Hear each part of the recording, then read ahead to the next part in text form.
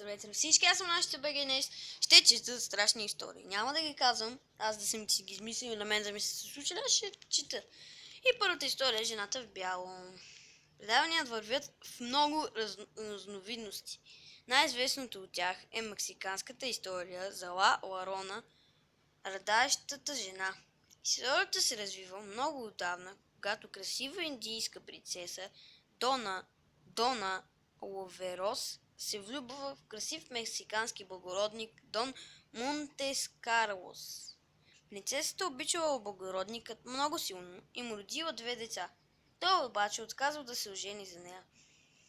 Когато най-накрая я изоставил и се оженил за друга жена, Дона обезумяла от ярост и заклала 2 си деца. Властите я намерили да се лута по улиците, ръдаеща и дрехите й били целите в кръв. Била обвинена в детоубийство и увиснала на бесилката. Майко, това как ма стресна, майко, това е история. Как мога да си убиеш децата? От този ден се носи преданието за радаещата жена, която обикаляла нощем улиците в кървавата си рокля и скърби за убитите си деца. Ако се сблъска с дете по пътя си, най-често го отнася със себе си в дълната. Какво това? Дълната. Има правописна грешка тук. Дълната. Пишете в коментарите дали има някаква дума такава. Добре. Дълната. Не знам, мисля, че е дълната на земята, където духът и неспокойно почива. Момиче и момче отиват на алеята на влюбените и паркират колата си под дърво. Започват да се тът, когато чуват странен звук, идващ отвън. Момчето казва на момичето, че ще отиде да провери какво става и за всеки случай тя да остане в колата. Момичето се съгласило.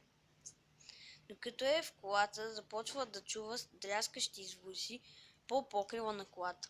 В някои версии на легендата момичето остава вътре в колата, докато в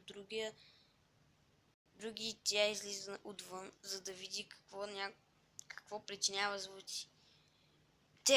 Поглеждайки назад, момичето вижда такава защаваща картина, че косата й побелява от ужас. В американската версия на легендата момичето вижда приятеля си да виси обесен на дървото над колата, а краката му едва да докосват капак. Аз съм чувала, ама той е чел да се проветли и да попуши малко цигарка, ама да. В европейския вариант на същата легенда момичето вижда самият убиец да държи главата на обезглавения си приятел с една ръка, а с другата с юмрук или с кървава брадва да тропа по капака на колата. Следващия история. Втора история. Трета история. Четвърта. Добре. Третата история. Един шофьор на такси карал покрай гробището, видял мъж на средата на улицата. Какво ще го търси? Ще го качи в сито, ще му иска баксиш. Тък му намалил и мъжът се обърнал, тръгнал към колата. По лицето и дланите течала кръв, а таксиджията помислил, че човека има нужда от помощ и слязал от колата. Тогава видял, че дрехите на пешеходите са съвсем нови и нямат петънце по себе си. Шофьорът попитал мъжа как е, но не получил отговор. Какво вика? Как си, бе, младеж? Ще кача. Ама с бакшиш. Не. Онзи направил няколко крачки към бакшиша. Аз ви как че ще има бакшиш? Таксиметровият шофьор е бакшиша, в скоби го е сложил.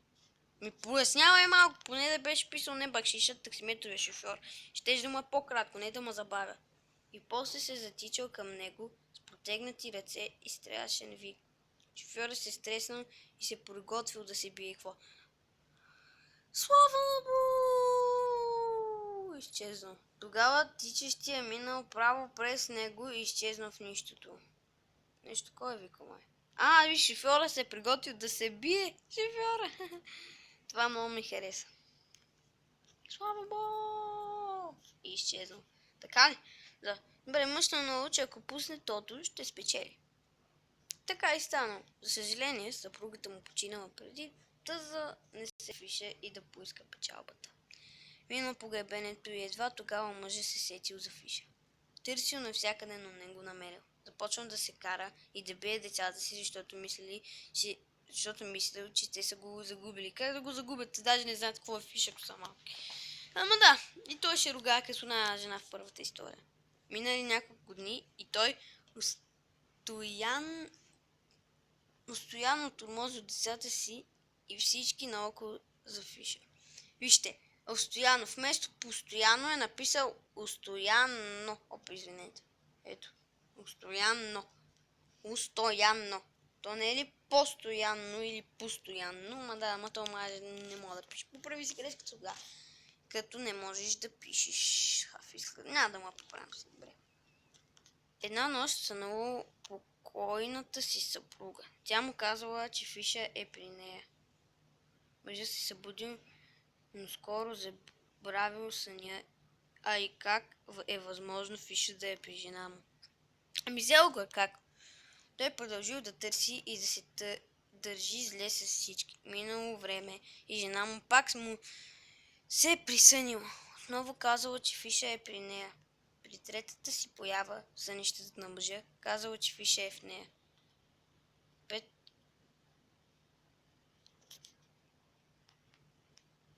Да, то нали в другите две казала пак, че фиш е в нея. То си е ясно. Бил сложен в джоба на костюма, с който била погребана. В единственият начин да се вземе фиша бил да изрови жена си. Излови условието, което мъртвата поставила било при някакъв случай да не открива лицето и тялото й. Мъжът се събудил и си спомнил, че наистина бил сложил печелившия фиш в костюма. На следващата нощ отишъл на гробището и изровил жена си. Развил савана, не знам какво това савана, и наистина мерил фиша в джоба на Скот. Преди да я зарови отново, той поискал да я погледне за последен път, както забравил забраната на покойната. Махнал палтото от лицето й и видял, че тя изобщо не се е разложила. Както я оглеждал и плачел, очите й си отворили и тя скочила върху него. На другия ден намерили мъжа до отворения гроб, бил умрял, а цялото му тяло било раздрано и изпохапано. Покойната стояла спокойно в ковчега си, както я бил ли оставили, само че си била прилежно разположена за няколко седмичен престой в земята. Около устата и под ногтите под ногтите имаш предвид, ама то прави много грешки, бе. Под да. Седно. Ногтите имало кръв и кожата от съпруга и в ръката си мъжът държал печелившия фиш. Това е последната история. Нека да видим. Пак ще се заколим, пак ще срещна някакъв на улицата, пак ще му искал бакшиш, че го е закарал, да. До болницата, да видим. Човек си карал през нощта и видял младо момиче да стои до пътя, ето пак. Намалил, за да я качи и почти спрял, като се изравнил с нея.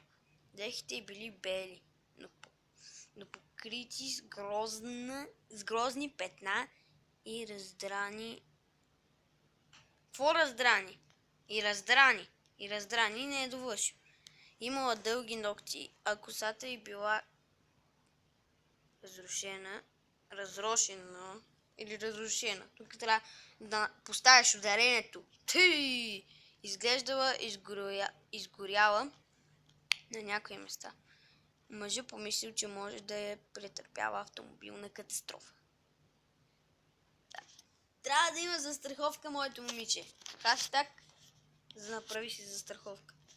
Започнал да смъква прозореца и в този момент тя се обърнала. Лицето й било грозно и старо, въпреки че тялото изглеждало като на младо момиче. Сигурно била баба. Кожата била бръчкана и посивяла, а очите й били червени и светли. Тази част от описанието винаги ми е била странна. На тебе какво не те е било странно? Сигурно това, че не можеш да пишеш. Започнала да сраска. Сраска? Какво е това сраска? Ето пак прописна грешка. Може аз да не знам тази дума, но поне да копички както отгоре, да такова.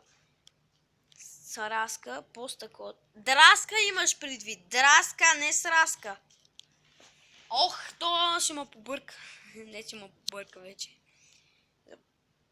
Да драска по стъклото и проверяла ръце над прозореца към шофьорчето. Аз така чета. Не ме седе. Издавала някакви ужасни звуци и от време на време повтаряла Ела. Ела. Излез при мен. Мъжът се оплашил и дал газ. С 200!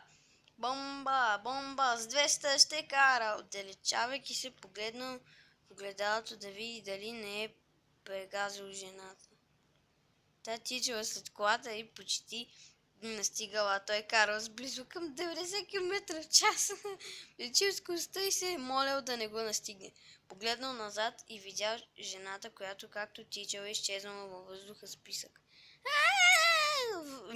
Мъжа се прибрал вкъщи и видял, че цялата му коса е била, въпреки че сутринта нямала и един бял коса.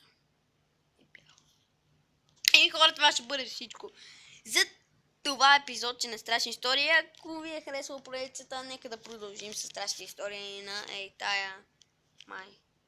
тая Женка Мими 12222. Ако гледаш Мими, поправи си грешките. И това бяха, значи бега. Ако ви харесва клипа, дайте палец нагоре. Ако не, дайте дизлайк и не забравяйте да пишете нещо в коментарите. Отрицателен. Това бяха, значи бега.